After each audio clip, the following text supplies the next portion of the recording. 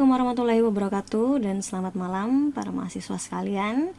Bertemu lagi dengan Ibu Dewi Sari Sumitro dengan materi hari ini adalah karangan ilmiah. Oke, jadi kita akan membahas tentang apa sih karangan ilmiah, jenis-jenisnya dan sebagainya.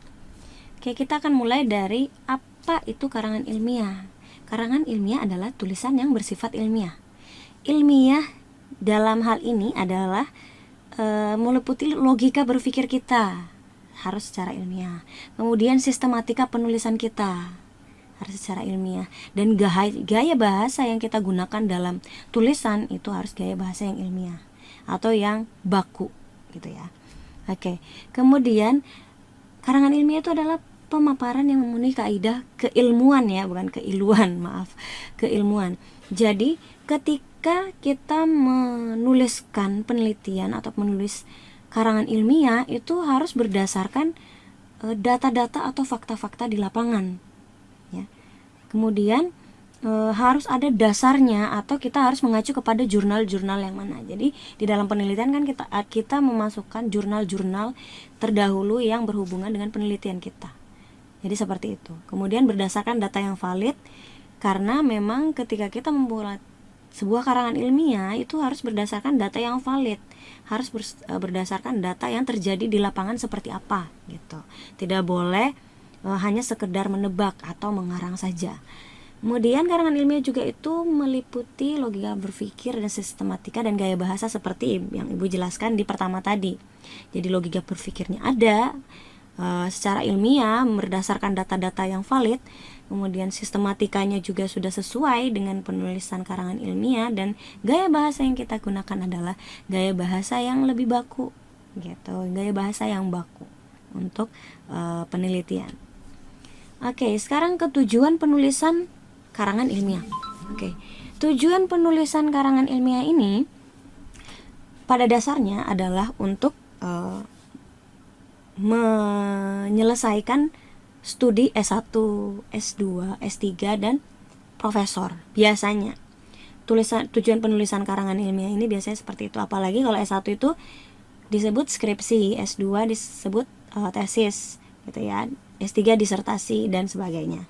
Nah, sedangkan secara lebih dalamnya lagi ada yang dinamakan tujuan penulisan karangan ilmiah ini dalam bentuk eksploitasi, di mana di dalamnya ada penyelidikan lapangan, ada yang kita cari, ada yang kita selidiki, ada yang kita peroleh data-datanya gitu dari lapangan. Kemudian ada juga yang namanya deskripsi. Deskripsi itu pemaparan. Jadi ketika kita menemukan data-data di lapangan, kita paparkan dalam bentuk tulisan gitu ya. Kemudian ada yang ketiga, prediksi. Prediksi itu adalah kita menjelaskan hubungan antara variabel. Jadi antara variabel satu dan variabel yang lainnya itu kita harus melihat ada hubungan atau tidak gitu. Ketika ada hubungan, nah kita akan menemukan hipotesa-hipotesa mengenai hubungan antar variabel tersebut. Oke. Kemudian eksplanasi, hubungan sebab akibat antar variabel. Jadi setelah kita melihat ada hubungan antara variabel, nah sekarang kita akan menjelaskan tentang hubungan sebab akibat antara kedua variabel ini gitu. Jadi tidak hanya menjelaskan tentang adakah hubungan atau tidak antara kedua variabel atau ketiga variabel, kita harus menjelaskan juga hubungan sebab akibatnya apa gitu. Kemudian ada tindakan, yaitu melanjutkan dari penelitian-penelitian yang sebelumnya biasanya. Seperti itu. Itu untuk tujuan penulisan. Nah, sekarang adalah karakteristik karangan ilmiah. Karakteristik karangan ilmiah ini terdiri di atas 4. Ada struktur sajian, komponen atau substansi, sikap penulis, dan penggunaan bahasa. Oke, struktur kajian ini adalah struktur kajian yang secara umum, di mana ada pendahuluan, pembahasan, penutup. Itu adalah struktur sajian dari karangan ilmiah yang secara umum. Sedangkan kalau komponen dan substansi ini, jadi di setiap struktur sajian ini terdapat komponen-komponen lain lagi. Misalkan di dalam pendahuluan itu ada latar belakang, tujuan, manfaat. Di bagian isi ada penjelasan tentang materi yang kita bahas. Kemudian di bagian penutup ada kesimpulan dan saran. Itu komponennya. Jadi ada lebih didetailkan lagi komponennya apa-apa saja. Jadi tidak hanya sekedar struktur utama dari sajiannya. Kemudian setelah itu ada pustaka juga kan, daftar pustaka, buku-buku yang kita pakai apa saja, dan kemudian abstrak. Abstrak itu yang kita gunakan untuk di awal penulisan, sebelum masuk ke penulisan. Jadi rangkuman secara umum tentang penulisan kita, penulisan karangan ilmiah kita. Kemudian sikap penulis adalah harus objektif. Objektif berarti tidak berat sebelah atau tidak membenarkan sesuatu sebelum ada data gitu. Jadi kita harus bersikap objektif sesuai data yang ada gitu ya. Kemudian gaya bahasa yang kita gunakan adalah gaya bahasa yang baku gitu, yang efektif gitu.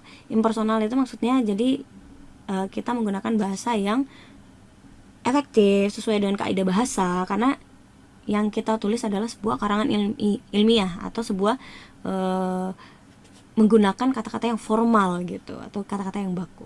Kemudian penggunaan bahasa. Nah, tadi seperti yang Ibu bilang bahwa bahasa yang digunakan adalah bahasa yang baku dan kalimat yang efektif gitu. Tidak ada yang namanya pengulangan-pengulangan yang tidak perlu gitu ya. Oke, kemudian yang selanjutnya adalah perbedaan antara karangan ilmiah dan non ilmiah. Jadi terlihat jelas ya di sini bedanya karangan ilmiah sama non ilmiah. Karangan ilmiah itu menggunakan ragam bahasa yang ilmiah atau biasa disebut dengan formal atau dengan ragam bahasa baku. Sedangkan sedangkan yang karangan non ilmiah ini biasa digunakan bahasa-bahasa yang populer yang lebih dikenal oleh masyarakat. Misalkan di dalam artikel kan kita menggunakan bahasa-bahasa yang lebih populer, yang lebih sering didengar oleh masyarakat gitu dibanding ragam bahasa baku. Kemudian kalau karangan ilmiah dia lebih sistematis, ada struktur penulisannya, ada urutan penulisannya. Jadi tidak langsung tiba-tiba membahas isi, langsung tiba-tiba membahas kesimpulan, tapi ada urutannya, ada sistematikanya, yaitu berawal dari landasan kita menulis karangan tersebut atau latar belakang kita menulis hal tersebut, baru masuk ke bagian isi, baru masuk ke bagian penutup, seperti itu. Kemudian kalau non ilmiah dia berdasarkan fakta pribadi atau urutannya tidak harus seperti yang ilmiah. Jadi boleh kita langsung membahas tentang yang sedang hangat-hangatnya sekarang, terus selanjutnya yang kita bahas yang biasa aja, seperti itu. Jadi tidak harus runut ya penjabarannya.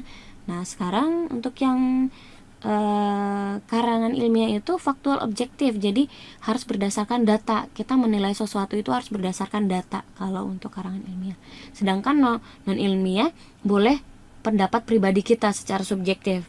Boleh kita menilai sesuatu berdasarkan apa yang kita pikirkan saja dan fakta pribadi yang kita temukan. Gitu, tidak perlu harus terjun ke lapangan, tanya ke orangnya langsung, tidak perlu. Itu untuk karya non ilmiah. Dan kemudian karangan ilmiah ini harus berlandaskan hasil penelitian. Gitu. Jadi harus ada hasil penelitian yang kita capai atau harus ada dasar hasil penelitian sebelumnya yang kita gunakan untuk melanjutkan atau meneruskan penelitian tersebut untuk mendapatkan hasil penelitian yang baru gitu. Sedangkan kalau karangan non ilmiah itu berdasarkan imajinatif kita, imajinasi kita gitu. Jadi berdasarkan pemikiran kita, berdasarkan apa yang kita rasakan, itu saja boleh kalau karangan non ilmiah.